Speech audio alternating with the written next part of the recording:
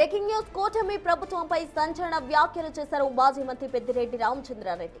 కూటమి హయాంలో రాజకీయ దాడులు మితిమీరిపోతున్నాయన్నారు. అంబటి రాంబాబు ఇంటిపై దాడిని దుర్మార్గంగా అభివర్ణించిన ఆయన తన 40 ఏళ్ల రాజకీయ జీవితంలో ఇలాంటి దాడులు ఎప్పుడూ చూడలేదని ఆవేదన వ్యక్తం చేశారు. జోగి రమేష్ ఇంటిపై పెట్రోల్ బాంబుల దాడిని ప్రస్తావిస్తూ పవన్ కళ్యాణ్, లోకేష్ తీరును తప్పుపట్టారు. కాపులకు అండగా ఉంటా అన్న పవన్ ఏం చేస్తున్నారో అని ప్రశ్నించారు. దాడులకు పాల్పడే వారికి భవిష్యత్తులో ప్రజలు గుణపాఠం చెప్తారని, ఎన్నికల్లో డిపాజిట్లు కూడా రావని హెచ్చరించారు. వచ్చే ఎన్నికల్లో వైసీపీ అధికారంలోకి రావడం ఖాయమని ఆయన ధీమా వ్యక్తం చేశారు.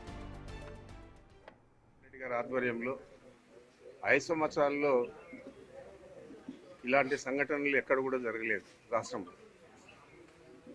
మరి ఈరోజు పుంకాలుగా శాసనసభ్యులు, మాజీ శాసనసభ్యులు, పార్లమెంట్ సభ్యులు, తుదకు మాజీ మంత్రుల మీద, ఇండ్ల మీద కూడా దాడి చేసే పరిస్థితి మనం చూస్తూ ఉన్నాం.